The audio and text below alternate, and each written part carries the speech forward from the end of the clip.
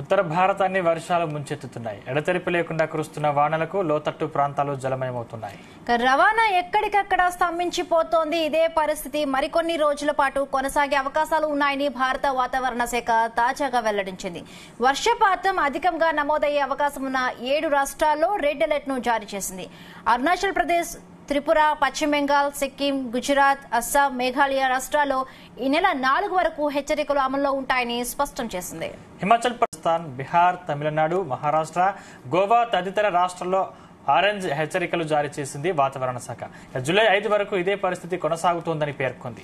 రాబోయే 4-5 రోజుల్లో భారత్లో వాయువ్య, తూర్పు, ఈశాన్య ప్రాంతాల్లో రుతుపవనాలు మరింత చురుగ్గా కదిలే అవకాశం ఉందని వాతావరణ శాఖ తెలిపింది. అరుణాచల్ ప్రదేశ్ లో రానున్న రోజుల్లో అత్యధిక వర్షపాతం నమోదయ్యే అవకాశం ఉంది. త్రిపుర, పశ్చిమ బెంగాల్, సిక్కిం రాష్ట్రాల్లో నేడు, రేపు అప్రమత్తంగా ఉండాలని ప్రకటించింది వాతావరణ శాఖ. అక్కడ భారీ నుండి అతి భారీ వర్షాలు కురుస్తాయని హెచ్చరించింది. గుజరాత్, ఉత్తరాఖండ్, అస్సాం, మేఘాలయ రాష్ట్రాల్లో నేటి అర్ధరాత్రి నుండి భారీ వర్షపాతం నమోదయ్యే సూచనలు కనిపించనున్నాయని వాతావరణ శాఖ తెలిపింది. రాబోయే 5 రోజుల్లో వాయువ్య, మధ్య భారతంలో ఉరుములు, మెరుపులతో కూడిన భారీ వర్షాలు కురిసే అవకాశం ఉందని భారత వాతావరణ శాఖ పేర్కొంది.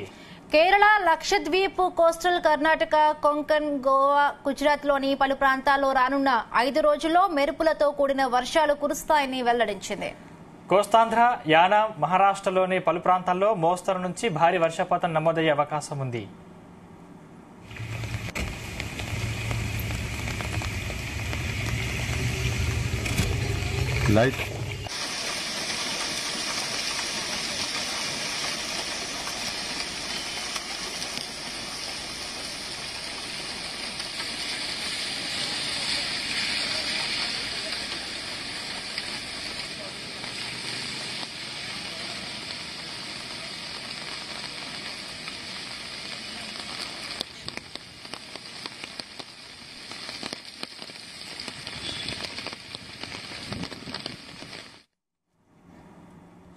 ఈశాన్య రాష్ట్రం అస్సోంని వరదలు ముంచెత్తాయి. ఈ ఏడాది వరదలు, తుఫాను, కొండ చర్యలు విరిగిపడడం వల్ల 44 మంది చనిపోయారని Assam state disaster management authority పేర్కొంది. భారీ వర్షాల వల్ల దిబ్రూగఢ్లోని బ్రహ్మపుత్ర నది ప్రమాద స్థాయి దాటి ప్రవహిస్తుంది. 2 నదులు ఉధృతంగా ప్రవహిస్తున్నాయి.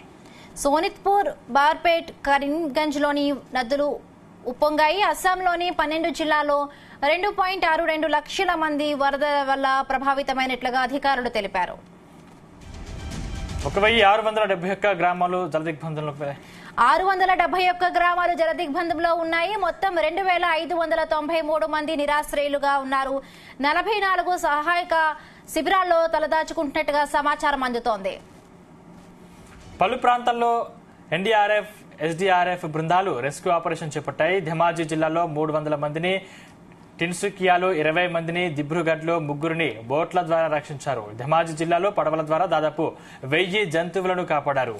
ఇవే కాకుండా పలు ప్రాంతాల్లో వరదల కారణంగా రోడ్లు, వంతెనలు, కట్టలు, అంగన్వాడీ కేంద్రాలు, ఇతర మౌలిక సదుపాయాలు దెబ్బతిన్నాయి. కేంద్ర మంత్రి సోనోవాల్ దిబ్రూగఢ్ నియోజకవర్గంలో వరద పరిస్థితిని సమీక్షించారు.